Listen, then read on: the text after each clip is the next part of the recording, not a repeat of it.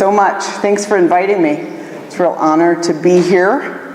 And I want to thank Derek and his team who have done so much work to make this such a great weekend for everyone. Thanks, you guys. And also thanks to the leadership of this movement for holding the larger vision. If I talk too fast, please wave at me. I get excited sometimes. And can everybody hear okay with the mic? Are we good? Okay. Please, if that stops being true, wave. And I'll assume you don't want to go to the bathroom, that you, in fact, are telling me it's not working.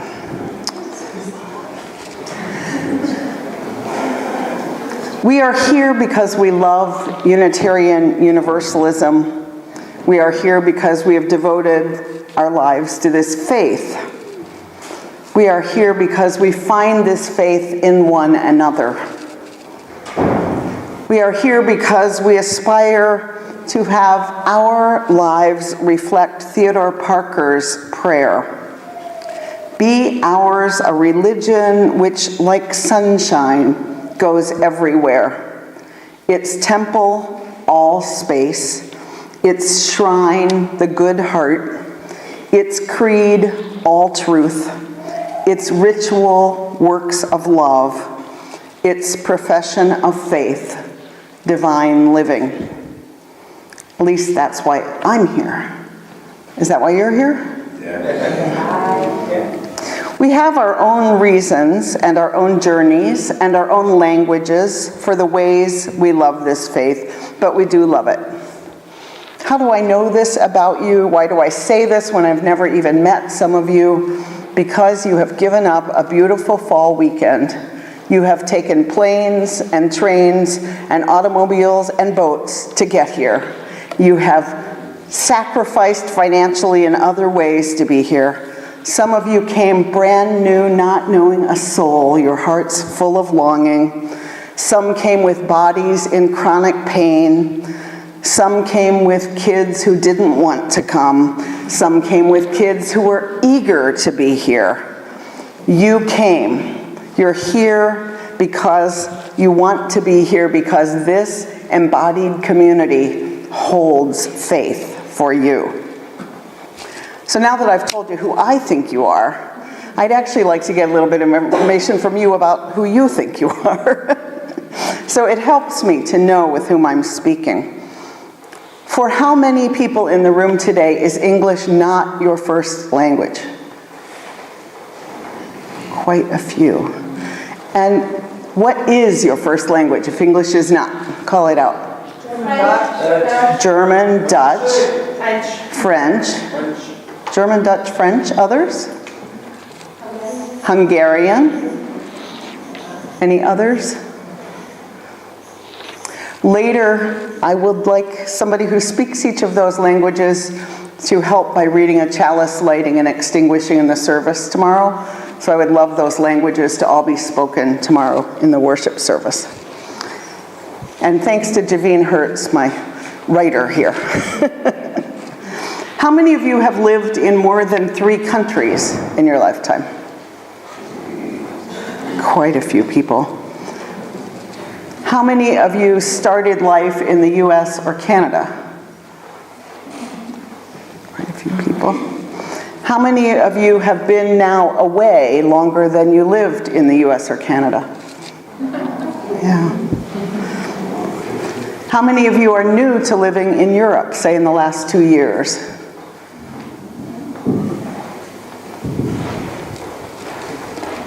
Who is new here? Who's never been to this gathering before?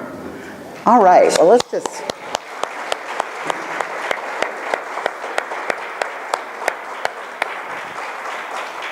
You are very brave. It takes courage to do something new. Congratulate yourself. So we're so glad you're here. For your benefit, and certainly for mine, I would like to know who's here congregationally.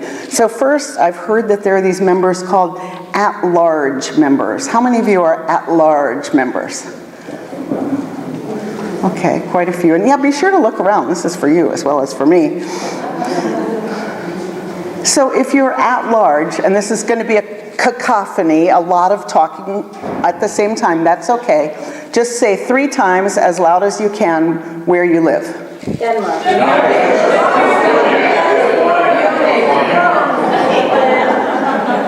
I think I heard California in there. That was surprising.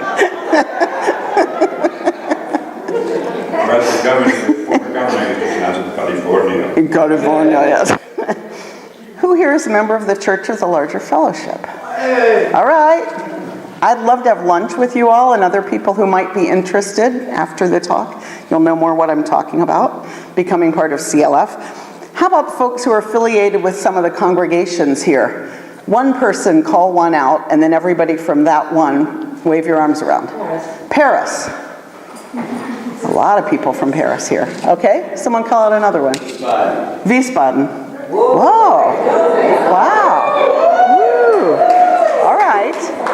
Someone call out another one. UUB. I'm sorry. UUB, Basel. UUB, Basel. Great. Amsterdam. Great. Brussels.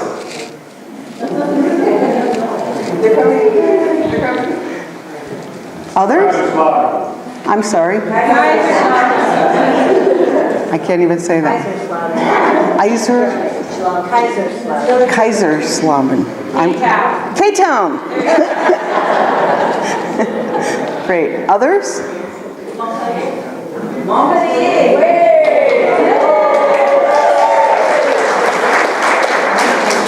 My translator's going to help me here. It's Montpellier in south of France. They're a new group. A new group in the south of France. That's why people are cheering. All right. Woo. Any other congregations? Well, that's nice to know. I appreciate that. Last night, when the room was empty, I was just dying to say, make a map of where you're from so I can see it geographically. As you know, people from the United States are sometimes geographically challenged. So, I was talking to a young woman recently, a young African-American woman, a woman who's had a very difficult life and walked a number of hard roads in her 30 years, and she said to me, Unitarian Universalism saved me. She said it was the first place I was ever told that I was loved through and through, exactly as I am. That I was completely loved without having to do or change anything about myself. She said I was told that, and I believed it, and that changed everything. Love changes everything. Last night when we warmed the ice enough to melt it, we talked to each other about love. We told each other stories about love, and I believe that love saves us. I know we're UUs, and still I dare to say that this faith saves us, that we are here to be saved. We're here to save each other. We're here to feel love in the places where we are broken. When I say this, I don't mean we're saving each other because we're bad, because we're sinful, because we're born evil, because of original sin, because something outside of us needs to wash us clean. I mean that by being together, by being our whole selves, by being seen and by seeing others, we are healed. By being honest and vulnerable and willing to be there, we're helped. I would dare to say we're saved. Years ago, when I received what is called a calling to ministry, I was young and I was very broken. I was coming out of a relationship I thought would last forever and didn't. And I was in need of love and healing. I found that love by loving. I worked in a shelter with abused and abandoned children. And I learned in that shelter that by loving, I was loved. That in the exchange of love, I was healed.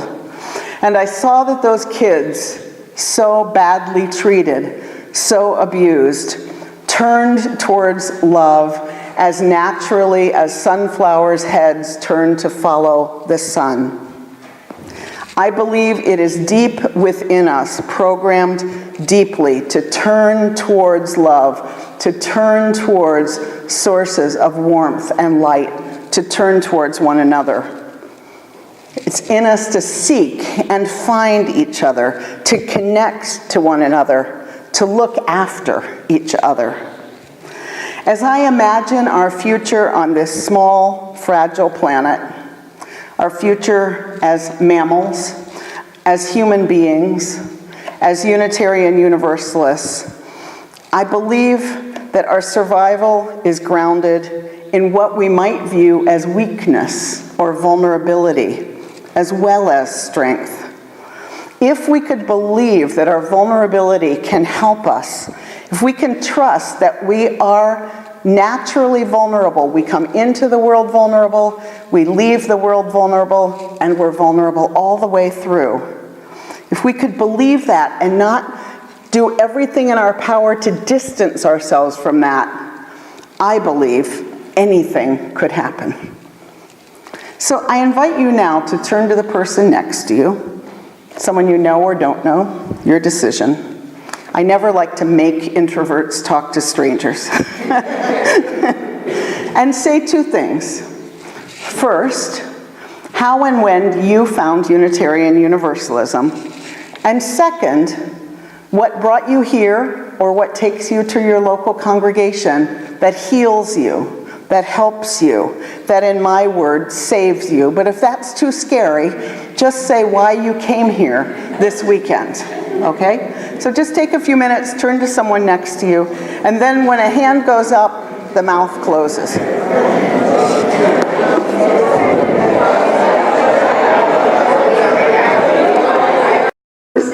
Acceptance. Was there one other one that I? Comfort was the other one. Comfort we got, okay. Acceptance.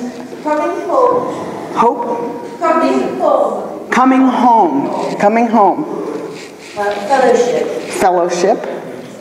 Meaning. Meaning. Like-minded. Like-minded. Okay, wait a minute now. Fellowship meaning like-minded. Different-minded. Like-minded and different-minded. Belief. Belief? Did the word fun come up for anyone? Just curious. No?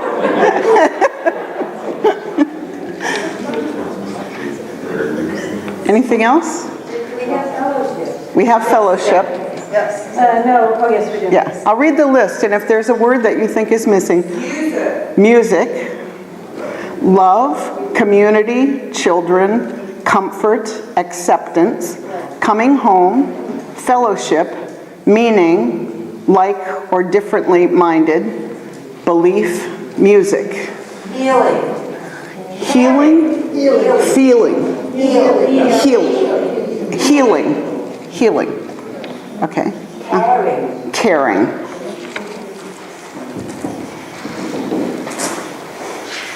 Anything else? Okay, thank you. Those are important words. Those are sacred words. I think that this community here, you heard from my biography that I spent a long time. I lived in the nation's capital in the US. I've done a lot with American politics. It's so nice to not be there. I just have to tell you that. It's just really nice. And if along with waving at me if you can't hear me, if I make horrible faux pas culturally also, just wave, and later, and I'll say, can't you hear? And you'll say, no, that's not it. And then later I'll talk to you about it. I already got busted for stealing water here because I didn't know it was a crime. I thought, I took it from someone else's table. I didn't know they left the water more days than one here. That would be, in the US I would have been heroically using something that would have been thrown away. That was not true here, as the waiter indignantly told me. So We all know that when we go other places, we trip over how the cultures are different.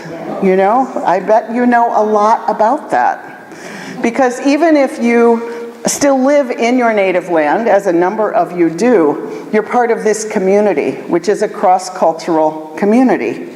And I think that by being part of this community, which bridges cultures and languages, you know something really special that you have to share with the rest of the world. From all of that, crossing the norms of different cultures, you know something unique about love and about vulnerability.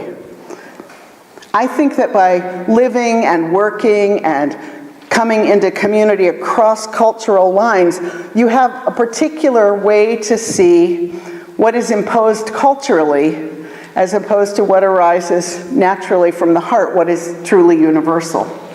And we know that people in privilege often declare our own experience to be universal, because the people who can't say anything about no it's not don't have a voice.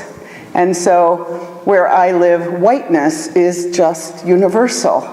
Other people have culture. White people in America are Americans. So knowing, I think, at least 2 cultures and at least 2 languages, you have a bigger window into the heart. I think the rest of us could benefit from learning from you. Back when I was in seminary studying, we used all kinds of fancy words to learn about theology. And one of the phrases that we used was the epistemological privilege of the oppressed. The epistemological privilege of the oppressed. Epistemology, knowing. So what that means is that oppressed people know more than non-oppressed people, because oppressed people have to know the dominant culture in order to survive, and also have to know their own culture in order to have relationships and talk and everything else that they do. And so, in fact, oppressed people end up with a bigger span of knowing. I think that the same can be said of people who live cross-culturally, that there is epistemological privilege. There you go. You're going home with something you didn't know you had. Epistemological privilege.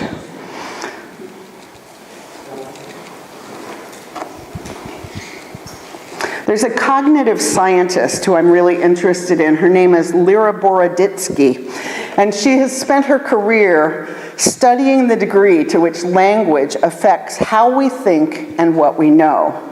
She's done a whole lot of studies all over the world, and this is her conclusion. It turns out that if you change how people talk, that changes how they think. If people learn another language, they inadvertently also learn another way of looking at the world. When bilingual people switch from one language to another, they think differently too. Now, Boroditsky's own journey began in Belarus, where she was the only child of parents who were engineers. When she was 12, she spoke Russian and struggled to learn Belarusian and Ukrainian. And she was just starting to learn English at school when her parents got the opportunity to move to the United States. I imagine her as a 12-year-old getting really interested in this subject of how language affects meaning and culture. For instance, I haven't read that this was formative for her, but I have to wonder, one of the studies that she's spent a lot of time on is how people name colors. Different languages divide up the color continuum differently. Some have a lot more basic colors than other. And in Russian, there is no one word for what English speakers call blue. There is little tiny kids learn one word for light blue. Anybody here speak Russian and know this word? Oh, okay, then I can butcher the pronunciation. Goluboy. And then there's dark blue, which is Sinai. So every little kid learns colors and they say these words. For English speakers, this is all blue. So in other words, in the same amount of time that it takes to recognize a color, Russians are differentiating light blue and dark blue, and English speakers are saying blue. And Boroditsky did a million studies about having people do things like stack dice and order things while cognitively identifying colors to see that in fact it does change people's brains and the speed with which they can do things if they originally learned 2 blues or 1 blue. I imagine her at 12, baffled to find out that, her classmates use the same color for navy blue knee socks as they do for the sky. And her thinking, what's wrong with you? You can't see that those are totally different colors? So maybe you think it's obvious and indisputable that language shapes how we think, but it's actually been very controversial for cognitive scientists for a while. And perhaps you are a cognitive scientist and you disagree. So I'm going to invite you to turn for another minute to someone near you and talk about this question. When has language reshaped reality for you? Or has it never done that? Here are a couple of ways. I'll give you examples from my life, maybe to help you think about this for a minute. Maybe a time when you heard someone use a word or phrase that you'd never heard before, and it opened your mind to something you'd never thought about. For instance, I still remember the first time I heard someone use the term European American. And I thought, I laughed. It was an African American friend. I literally laughed. European American. And he wasn't laughing. And I realized that to me, white was just American. There was no need for any prefix like European American, as there was for African American. And all of a sudden that term made me realize who I thought was a real generic American. And so that term not only reframed a thought for me, but it carried a much longer thought and reframed a piece of reality that I had shaped. Here's a different kind of example. A good friend of mine lives in Greece. She taught me a word for which there is no English equivalent, chronivore. Do you know, is this a word? Chronivore, time eater. Now that's a term I needed, but I didn't know I needed it until I heard it. I mean, Candy Crush. That's a chronivore. There are people and their activities who are chronivores, right? But I'd never heard the term, and now I find myself saying often, in Greece there's this term chronivore, and that term was one that I didn't know I needed until it existed. So that's another kind of an example of language. So I hope those examples help and that you've thought of a couple of your own. I invite you to turn again to a same or a different neighbor and share an example of language reshifting your reality.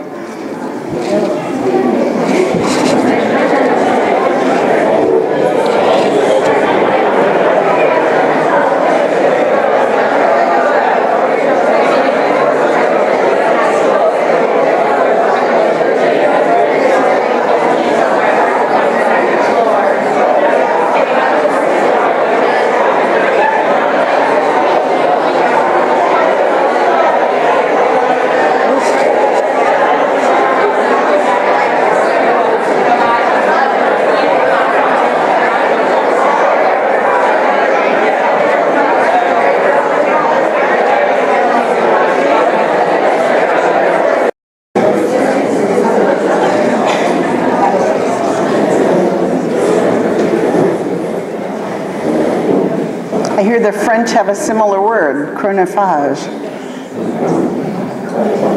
The French have a similar word to chronivore, I'm told. We have one in America, it's time suck. Well, yeah. We do have time suck, thank you. I just like chronivore better, but we do have time suck. What is it in French? Chronophage, is that correct? Yeah.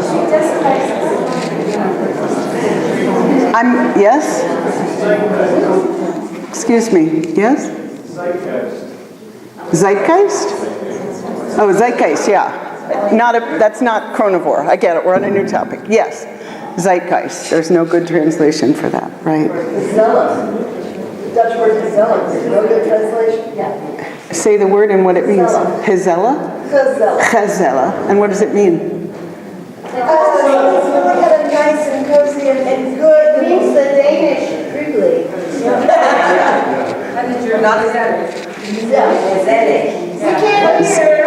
Zelig. It means kind of cozy. Cozy. Not exactly. So it's about being with your family or friends and having good food and a good atmosphere and the candles on usually and it's a little dark out. It's rainy and you're inside and it's Sounds really good. Sounds like, yeah. Other words, Kazella. Gezella, Dutch. Other words that, no, that's okay. If we got started on that one, yeah. So how many of you grew up Unitarian Universalist, have been Unitarian Universalist? Look at this, a lot. You've been Unitarian Universalist your whole life. That's a good bunch, me too. So for people who did not grow up Unitarian Universalist, I'm thinking that perhaps you heard some words and some language differently when you became Unitarian Universalist than you had heard before. Is that true or not?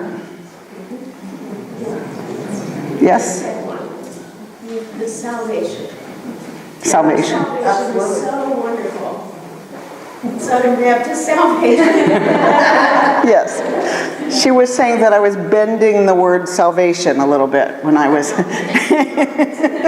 I was reintroducing it in a different kind of way. Yes. Other words that you have heard reintroduced in Unitarian Universalism? I would say communion. Having been raised Catholic, for us, communion is such a very religious. Javine, can you capture these? Thanks. Communion. You know, taking it from a specific, ritual to having that truly mean being within the community. In the back? No. So those are both reclaiming traditional Christian words and reframing them. How about just plain words that, or phrases that were new? Sharing? Chalice. Chalice. Welcoming. You mean because of the welcoming congregation and welcoming GLBT people, or do you mean that in a more broad? No, I mean in the specific context that you just said, in Yes. the Unitarian context, Yes. the welcoming is different. Yes. It takes on more vibrancy and more richness and depth, for me personally. So you might put GLBT next to that. Worship? Who said that? Where are you? Who said worship? And what were you saying about it? Well, the context is very different, particularly if I had a discussion with a friend who's like, well, what do you worship if you have atheists? Okay. Yeah. Okay. Yeah. So put atheists up there. Yep. Worshipping atheists. Yep. the word I learned, it's not just you word, but theology. I've never heard it before I joined the Unitarian. Theology? Theology with an A. Yes. As in that other God. Yes. Faith? Say more. The best definition that I have ever run across of faith from a traditional perspective is from the book The Little Island by Golden MacDonald, where the fish tells the cat, "It's to believe what I tell you about what you don't know." And the idea of questioning faith. Questioning faith. Faith as something to be explored rather than to be swallowed. Faith to be explored rather than to be swallowed. Art Lester last week told Paris that if you didn't like the word faith, you could try substituting hunch. Hunch? It's like those people who say, those people, they have the 10 suggestions, not the 10 commandments. Yeah. In the back. And to follow up on what Grace said, I think also divine. Divine. And the idea of divinity. Say more. I think that many of us who didn't come up in the tradition were told that divinity and the divine is something from without, something that has been created for us. And I think that many of us, when we step out of that tradition into the UU tradition, or punch, or thoughts, or lifestyles, we come more into an idea of this isn't something that is outside of us, this is something that we are a piece of. And maybe not even an important piece, but simply a piece. And to think that everything is divine, everything is included in the spirit of beauty and oneness and fullness, I think that's quite different. So maybe you could write interdependent web with that one too. I think that's what she was pointing towards. Open-minded? Open-minded. Truth? Oh, yeah. Truth. Humanism has a different meaning within UU than outside of it, I think. Yes, it does. Can you repeat that? Humanism is understood differently within UUism than in the world at large. In other words, tons of Christians that I know say, I'm humanist, what are you talking about?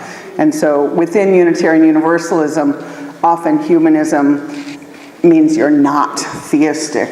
That's changing though, it's generational too. A couple other people over there. Equality? Equality. Liberal. Liberal. Adventurous. Adventurous. I like that. Inclusive. Volunteer? Volunteer. Adventurous. Adventurous. Inclusive and volunteer.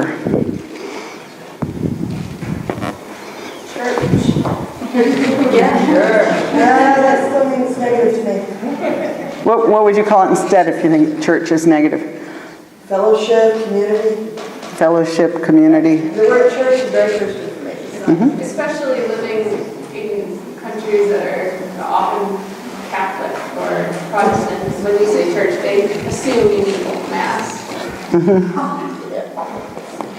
But it can be a safety net as well, though, for those of us that do come from some of those areas.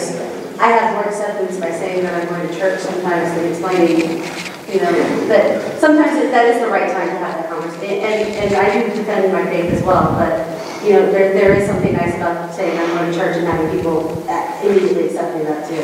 Yeah, but Yeah. for those of us who come from pagan or Jewish backgrounds, church is very negative. Right, that's That's right. still less welcoming to you, for me.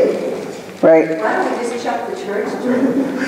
Because I come from the Irish Italian Catholic Church thing, and I've been referred to you as a fellowship. I'm very comfortable with that. It's a fellowship of faith. Yeah. I think that actually, they've got all of that kind of cuts both ways. One time, Michael and I were on the way to the RUU fellowship in the States on a Sunday morning in Texas, and we were speeding and stopped by a couple who told us we were going to church and got us out of the ticket.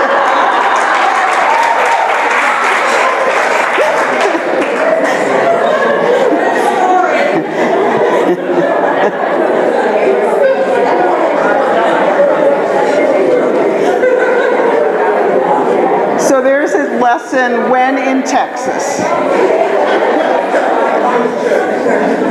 When in Texas, it doesn't matter if you're Jewish or pagan, just say you're going to church, right? So, all right. I want to focus a bit before we have a break on one more piece of language that's been referred to a couple of times, which I think Unitarian Universalists have really been part of transforming, and that's gender language. I think that people mention terms like theology, as in theology is the study of God, theology, the study of female God, right? What were some other? Equality came up. But I think, that is such a part of who we are around gender equality and also sexual orientation. I know that in Europe, religion is not as visible a piece of the homophobia as it is in the US. But that said, the Catholic Church is the Catholic Church. It's the church with a capital T. And also a number of other churches don't hesitate to proclaim that they know God's will about gender roles and what marriage is and sexuality and all kinds of other things. So I know that those people who have been exporting homophobia to Russia and to Uganda are also in France meeting with leaders there, so, and probably other countries I don't know about.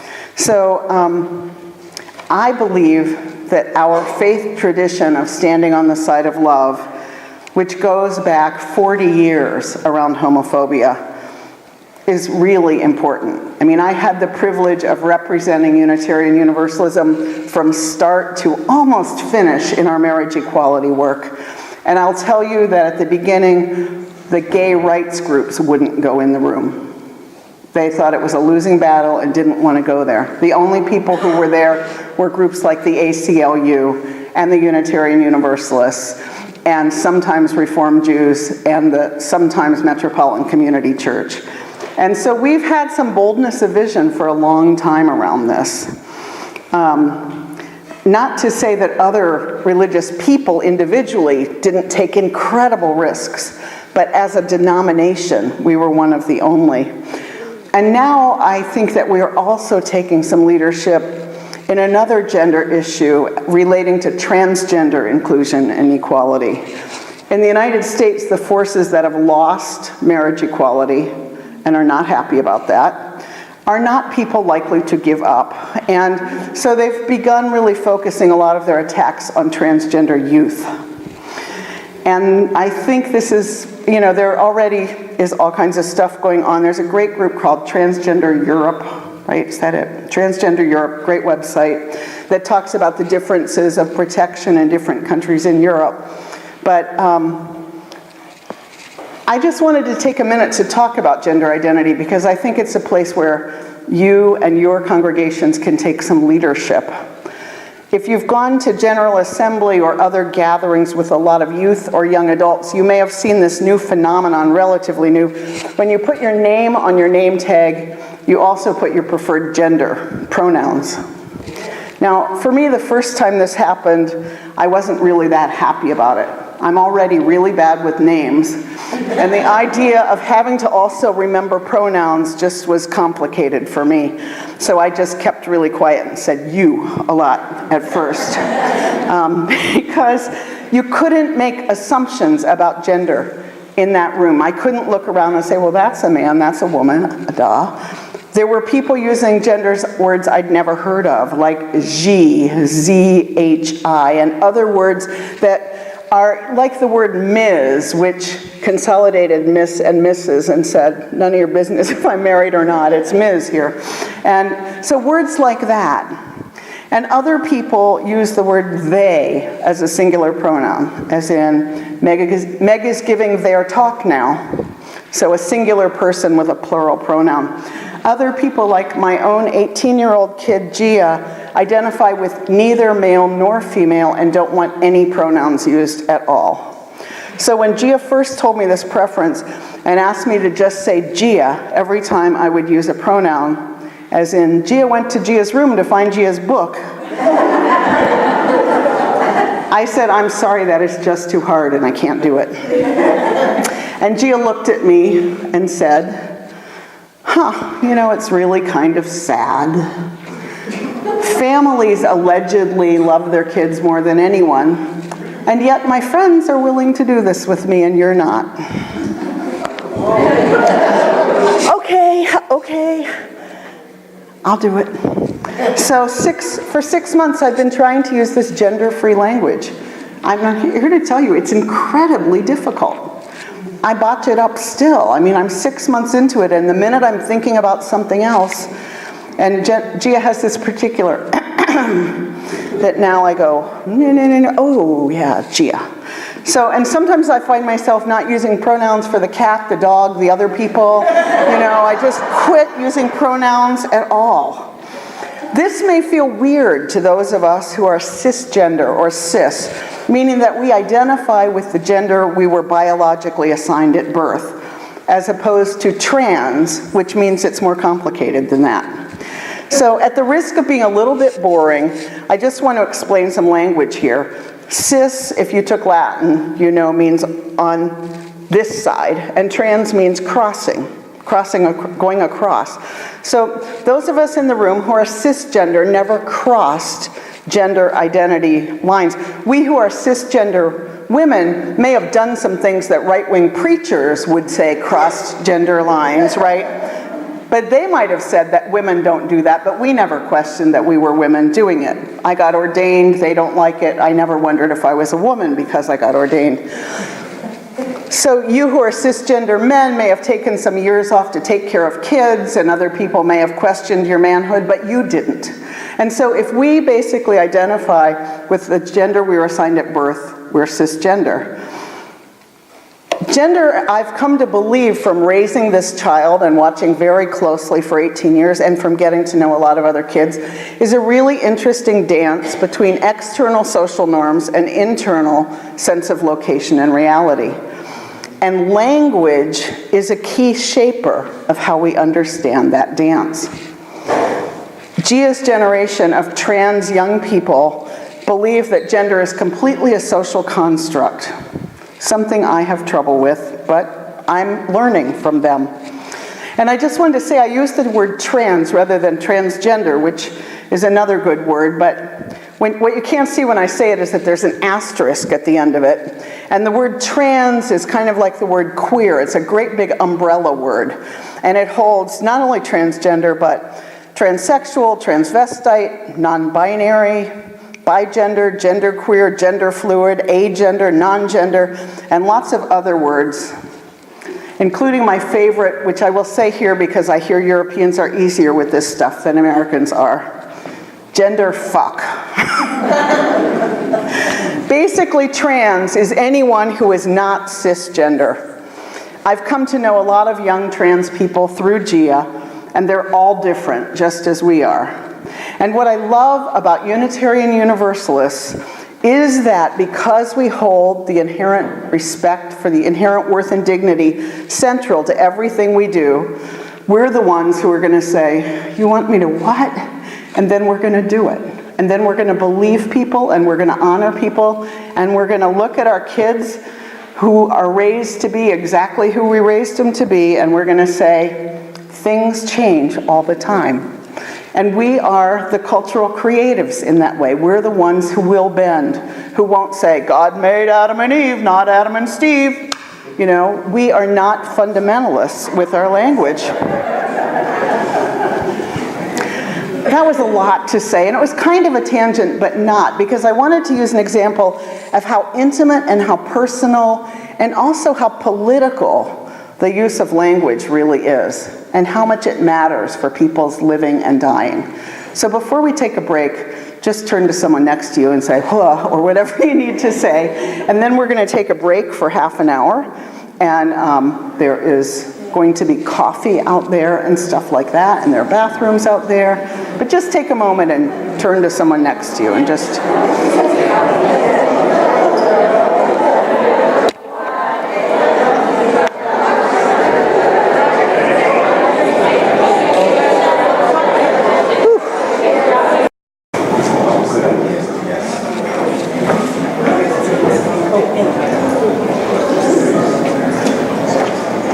Just making sure they're not doing this behind me or something.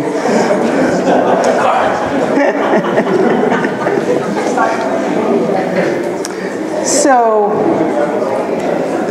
a number of people at the break said interesting things.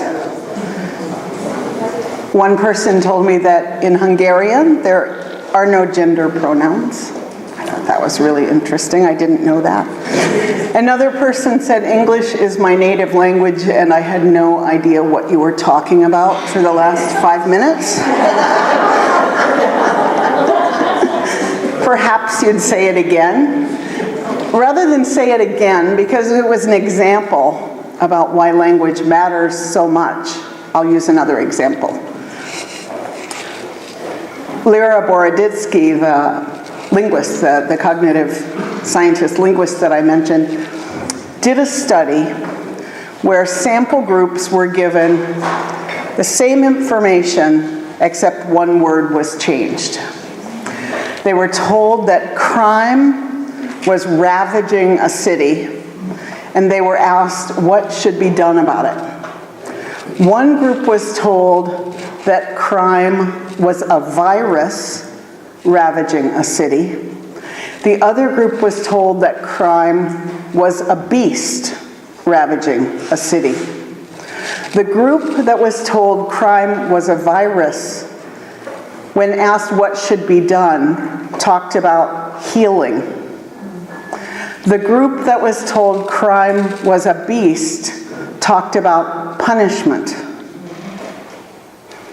When asked why they came to the conclusions they did, no one said because of the metaphor that you used. But in fact, that was the only word that was different in the two studies. And this was a study in the US. That metaphor determined what they thought more than political party did, more than anything else. That's why I believe language is so important. And that's why I'm talking about it to you, because I think you understand it better than a whole lot of people do, because you're already using it in more ways that cross boundaries that, that make you more conscious about its use and how it shapes reality. Is that helpful? Another example like that? So that's what I was saying about gender, is that how we choose to engage with people with language that they want used says a lot about how much we respect them and how much other people will come to respect them, I believe, given the power that we have as some of the more bold and creative people in the world. So I'm the senior minister of something called the Church of the Larger Fellowship. And that was started during World War II, actually, from the US to reach out to American soldiers in Europe. So it was part of the UUA, the headquarters, the denominational headquarters of Unitarian Universalism, until they had a budget crisis in 1970 and said, you're on your own, which I think was a great thing for them to have done.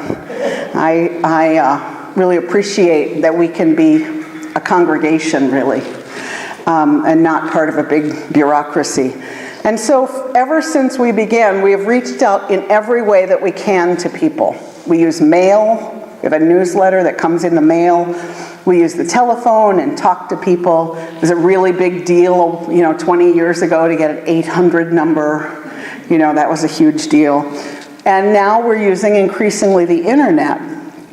And that was really what I wanted to do, coming out of the Standing on the Side of Love campaign and seeing how much social media could be used for people to find one another. So from my perspective, all of the different platforms that we can use to talk to people on the internet are kind of like different languages. And so there are people who love to speak Twitter, who love tweets. There are just people who love them. Who loves Twitter in here? There you go. MJ, thank God, because she's doing the tweeting for the EUU, which I told her I've been happily retweeting, because I don't really love it, but I use it. Somebody else back there loves it. How many people are on Facebook here? Yeah, pretty much everyone. If the populations of countries, it goes China, India, Facebook. Seriously, the United States. Facebook is huge. And when I meet people who say, no, I can't do that, I understand it, because there are very good reasons we should all loathe and despise Facebook. And if we don't use it, we're pretty much stepping out of the conversation. And so at least our congregations need to be using it, and our organizations. So we've been experimenting at the CLF. Now, some of our people aren't on social media and never will be. We have a lot of older people who just read our newsletter, and we have over 600 members who are in prison, and they are not allowed to use computers. So everything we do with our prisoners is through snail mail, is through mail. And they take classes, and they have pen pals, and do all kinds of things, but that cannot be online. But we have been building an online presence, and so I wanted to talk to you about what we've been doing, because I figure you can learn from our mistakes. We've made a lot of them. And I think as I keep saying, you have something really precious and special to share, and I would like you to use every means necessary to share it. I think that because many of us are in professions where we want to do everything just right, there's a tendency to wait until we're confident that we can do everything just right on social media to try it. And I think that would be like moving to a new country and deciding not to speak until you're not going to say anything that's wrong. I think that really you just have to step out and do this. And to find people who like to do it. It's really important that it has fun. It should be fun. So if you hate it, don't start thinking that I'm telling you you have to do it. But somebody in your area needs to reach out. So I think that different venues, whether it's the fact that we're being videotaped today, whether you blog, whether you use Facebook posts or tweets, whatever you use, Tumblr, you're shaping reality differently for the people who hear there. And so you'd say something really different as a Facebook post than you would as a blog usually. Or we do our worship videos very differently than I do when I'm speaking at a podium like this. If you have come to worship at CLF, which we do every week, we don't use notes. We look right at the camera and we speak. And it's very much stories. It's very personal. I usually am not citing someone like a cognitive scientist because that's not what people watch on videos. Maybe if you're a TED Talk, people will put up with that, but otherwise, not so much. So, how many people here have smartphones with you or could get online right now? Great. So, if you can't, get near somebody who can. I think there's good enough Wi-Fi that it's going to support it.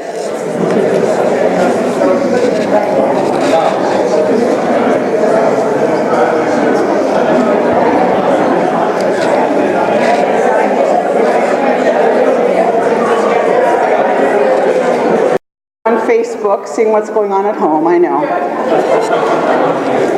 So earlier, you lifted up words about what brought you here, what's precious to you here, what heals, what's fabulous, what's wonderful. What I want you to do is try using some of these as search words and put in the location where you live. So, put in Basel, equality, adventurous, equality, community, Basel, and just see what comes up. So in other words, pick a few of these. Imagine that you weren't here and you were trying to find it. And you were putting in what you were looking for. Pick these or use your own words. But try looking, try trying to find this without knowing the words Unitarian Universalism. I don't think they're all looking at search engines, and they need to know that that's the place to do it. Some of them are trying it in Facebook. Oh, you could try it in Facebook, but I was thinking of just using a search engine. You could try it in Facebook. That would be interesting too.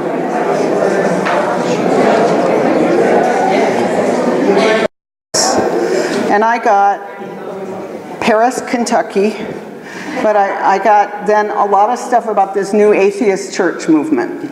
That's what I got, a ton of that. I went down as far as I could, and nothing came up about the Paris Fellowship, for instance. We put in welcoming worship, Equality Scotland, and got the Quakers. Got the Quakers, okay. I put in overflow because my town is very small, fellowship for children, and got 6 or 7 international Christian fellowships. So you put in a city, children, and fellowship, and got a lot of Christian fellowships. Yep. I just want to say that the acoustics in this room, you might not be aware that if you're whispering in the back, we can hear it all the way up here. It's really Yeah, it's a really live room. So let's try one at a time. Say what you tried and then what you got. I put in faith community Basel as Basel's participation in the Faith Community Basel. and UUB's participation in the One People event came up third on the list. The participation in the One People event came up third on the list of the UU group. The first person to get Unitarian Universalists. Well done. And tell me the words again they used? Faith community. Faith community. Wow. So that's a surprise. Yeah. We put in Paris Church, Liberal, Humanist, and the first hit that came up was the Wikipedia hit on humanism, and the second one was Unitarian Universal and Wikipedia page. So. Great. Over there. Yeah, I did try to liberal religion company, and I was reminded by what came up that liberal means the opposite in Europe. Okay. Oh, okay. Yeah. Sorry, John, in the plaid, yeah. I put in liberal religious B-spot, and you got B-spot UU. Okay. Now, how common do you think liberal religion is as a search term if you're not UU? I'm just curious. Is it a term you'd ever heard before? Okay. In Germany, yeah, what's the... Is it a common term in Germany? Reform Jews, it's liberal. No, the Pride. Yeah, they beat those. I'm sorry. As someone said, it's hard to hear when one... Say it? Carolyn asked me about Germany, and there is a group that's free religious. Is which? They call themselves free religious. Free religious. Yep. Liberal religion would probably get a Christian group in the Netherlands, and it would get liberal, which is sort of Reformed Conservative Judaism. Okay, liberal, which is Reformed Conservative Judaism in the Netherlands. Okay, so I'm delighted to hear that Unitarian Universalism came up on some search engines. It can be connected to what you've done before. You never are quite sure how much they're tracking you on your search engine. But often, so I was really excited when I was Googling around, figuring that, playing with this, that there's a meetup group for the Paris Unitarian Universalists, right? Is this the person who did that in the room? Yeah. You did that? Okay, so here's the description of the meetup. The Unitarian Universalist Fellowship of Paris is a liberal religious community that provides its members and friends with an open and supportive environment in which they can find intellectual kinship, social connection, and emotional support. Have you found people through it? Have people found it? Yeah. I think Meetup is a great tool. It's a really good tool. And I would look at some other Meetup groups that are really active and steal their keywords. So there is an expat Paris group with 8,000 members, a Meetup group. If you said something like including expats and French people, so if you pull some of those words, the people who are already on Meetup are much more likely to see you. If you pull words like new friends, new here, when are people looking for religious community? You put up a lot of words about what brought you to beckon people with some of that. Caring friendship for children, just to really think about them as little beacons to the people who are looking. And really do look at the groups that work and figure out how to poach from them. It's what you do online, you poach. It's not like me taking the water upstairs. It's culturally fine. So, somebody back there have a hand up? Yeah, it's a very simplistic statement to make, but we made sure in the Netherlands that we now search for Netherlands and you search for Unitarian. First thing that pops up is the UUF. Second thing that pops up is EUU. So yeah. You can't do much better than that. Yes. No, you can't if people know the word Unitarian. I mean, if I put in European Unitarian, or UU, EUU is absolutely right there, very clear, but how many people come and say, why didn't I know about this? Do you know how many prisoners write to me every week and say, maybe I wouldn't be here if a community like this had existed for me? it breaks my heart. And so believing that there are many, many more people, and every survey shows that there are many, many more people who long for the kind of depth of caring, flexibility, sharing, welcoming, theology, exploring faith, all of that, people yearning for it. Do they have to have special keywords and handshakes to get in the door? So how, because so few people have ever heard the words Unitarian Universalist. And so yes, it absolutely should come up. And I know that for people who have moved from someplace with a church and are looking for that, that'll work perfectly. But so we have two websites at the CLF. One is called CLF-UU, Church of the Larger Fellowship UU. The other is called Quest for Meaning, because those are real words that people might look for. That's what we are using to reach out to the broader community. And so I want to talk a little bit about what we've fooled around with. And they're just ideas, but I thought I'd just share some of what we've done and then have some time for thoughts and questions. So now I'll do the PowerPointy thing. Should I just turn it on?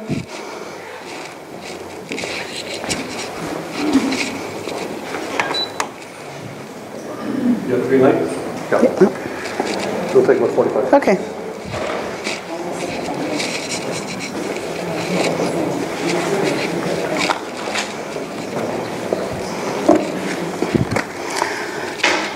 This could seem like a long ad, but really, number one, you're very welcome to poach. As I said, it's culturally fine. And number two, I hope this would be of use, both for people who are at large, who could use some of this for yourselves, and a number of you have said that you either are members or come to our worship services, and we don't require that you join in order to be on the web. In fact, we love it when people come as visitors. And many people are part of other congregations as well as the CLF, so you don't have to feel like you're two-timing. Now, I am so Mac-oriented. I know, we do. So, what do I push to advance this? But that's not one of them. Just the space bar? Okay. The down arrow will help you. The down arrow. The right arrow also good. There we go. So I just wanted to share a few things that we've learned and take them and use them. So the first thing that I want to talk about is video. Now I'm being videotaped right now. And for people who love this organization but couldn't come, or maybe for you or some friend of yours that you forced to do it, you might watch this talk. But most people are not going to find it that interesting to watch. A person behind a podium, talking for a long time.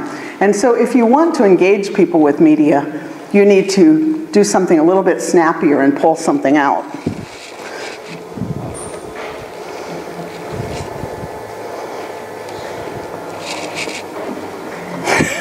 Just a minute. I didn't think of the fact that I don't speak PC anymore. I might need you for a while, Derek. It's on the bottom.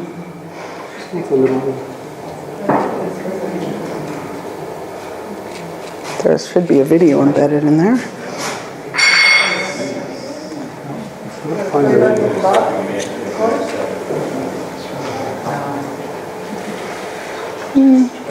You're going to have to go to your stick.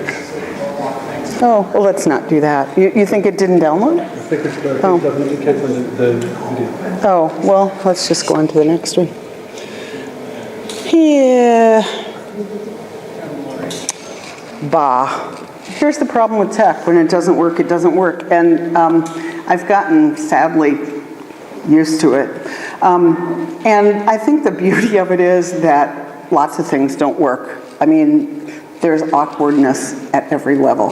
So I've watched giant tech companies have big rollouts of a new platform that bombed.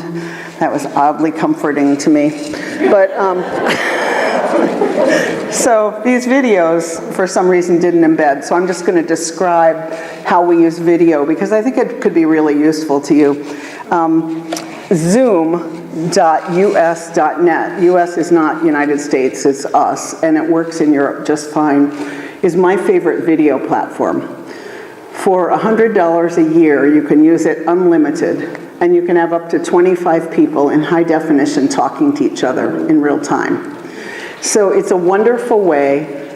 Say, I know one of the workshops today is how to stay in touch in between. It's a wonderful way to have conversations. It's how we have all of our staff meetings at the CLF. Our staff is all over the United States, and now we have somebody in Colombia doing Spanish language outreach. So we use Zoom regularly, and it's so easy. How many of you like Skype with your family members and stuff? And Skype, in my experience, works some of the time. Zoom is a lot more reliable, and you can get a lot more people in there. And you can record it, and it's very, very simple to use. You just send out an invitation, someone clicks on it, and they come in. So you need a camera and a mic on your laptop or your iPad or your iPhone or whatever, or you can dial in too if you don't have that. So it's a wonderful way to have meetings. So it's a wonderful way to have small groups, classes, family chalice lightings. There are just so many things that you can do with it that are just so easy. So I don't know how the CC of the EUU meets, for instance, but it would work really well for that.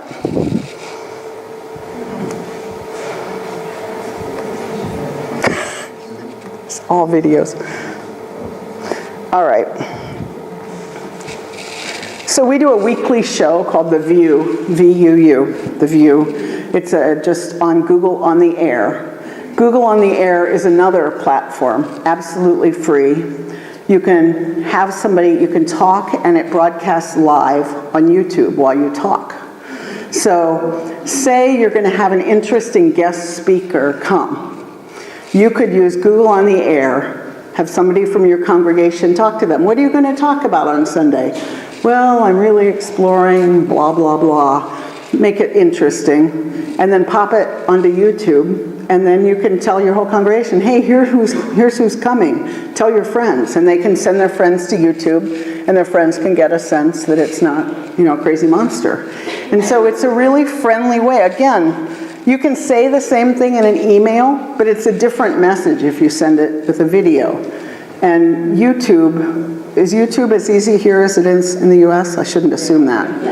I mean, YouTube is kind of like Facebook. Pretty much everybody uses YouTube. And so it's so Google on the Air, which is not as good as Zoom for the video conferencing, is great because it just, without anything, it just automatically goes to YouTube. How many of your congregations have YouTube stations? That'd be none. I really would recommend that so that people could find videos, because increasingly text is not what young people do to find things. So, well, except texting. I mean, I communicate with my 18-year-old only through texting pretty much, even when we're in the house together, but that's another story. So. But video is just a really friendly way to let people see who you are. And a lot of people say come to online worship and then dare to go to a bricks and mortar church because they've gotten who we are. They've seen it in action. They've gotten some of it. So Google on the Air, free, recommend it. How many of you have Google Plus accounts? You like it better than Facebook, some of you? Yeah, I mean, I have one, but keeping up with all that, right?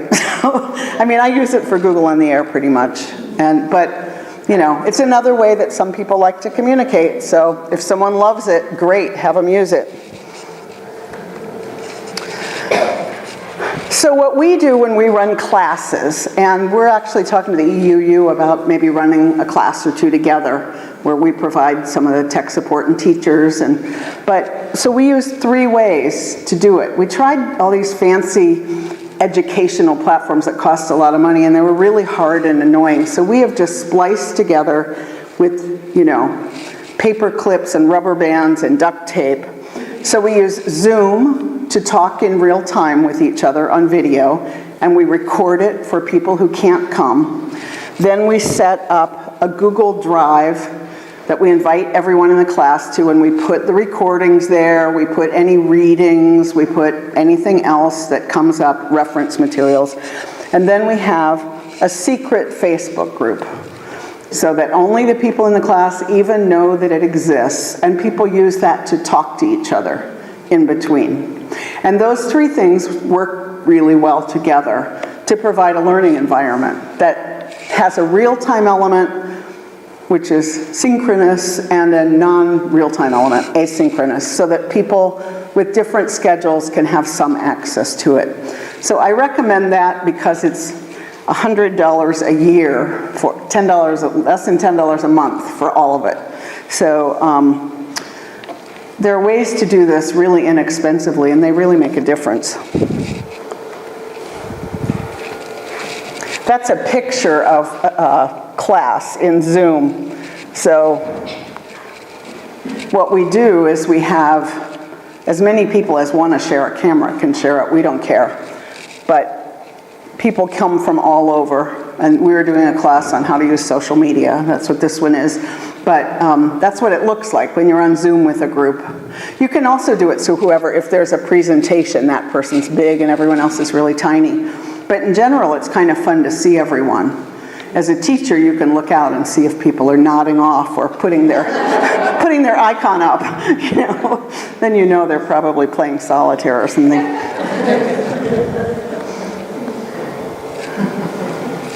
And that's the secret Facebook group. We were teaching people how to make memes on Facebook. They're little images, which, if you don't know, Facebook decides for us what we're interested in. And they know that we all care more about those little poster things than we do about what our friends are actually doing. So they favor those. So we taught everybody, whenever you want to say anything and you actually want people to see it, share it like that. Don't share it, we'll be meeting Sunday. Because, it used to say, I'd get this thing that say, 600 people saw this. And I thought what it meant was that it had gone to all 6,000 of our CLF, Facebook people, and 600 of them had actually really taken time to read it. Why I would have thought that is crazy, because even I think TSA doesn't know that yet. But what it actually means is that Facebook decided that of our 6,000 members, they would share that with 600 people. So you can't assume, because you put something on Facebook, that your friends actually see it. And especially if it's a congregational page or something, because they really want us to pay for ads. So you have to figure out ways around that. And one of them is always to make graphics, which, again, there are people who love to do that. That's really boring page. It's just a Google Drive. What? Yeah? What did you just call the graphics? You used the word... Meme. M-E-M-E. It's actually not using the word correctly, but it's how everyone's been using it, so I've adapted. What a meme, meme is like copying. What it really is something like, if you saw that Gangnam Style dance thing that people adapted and did it, that's really a meme, but that word has started to be used for those little images. So yeah. This is just a Google Drive. How many of you use Google Drive for documents and everything? Yeah, Google owns me, I tell you. And that's just my email. So I wanted to share just a little bit about what we're doing, just so that you know that there are resources there that we have. And then I would love some conversation about your thoughts about whether platforms like this you think have promise to help bring. I've never cared about growth for its own sake. I grew up in a very small fellowship in Charleston, West Virginia, and I loved it. 60 people. I absolutely loved it. It was absolutely home for me. And as I have spent my life talking to people like the prisoners who say, if only I'd known about this, I've gotten really much more evangelical than I used to be, because I see that the world is longing for something that we have, and it feels stingy not to share it. And because I love the new people who come in and are so fresh. and have new vision, and especially young people. I feel like we have the message that young people who are pretty anti-religious could still benefit from. And that in so many ways, young people are just out there on their own trying to do well on tests and, excel, and not just getting the kind of support just for being human that I think many of us took for granted growing up. So, as I said, I'm going to see if my adapter will work. I can just hook my iPad to the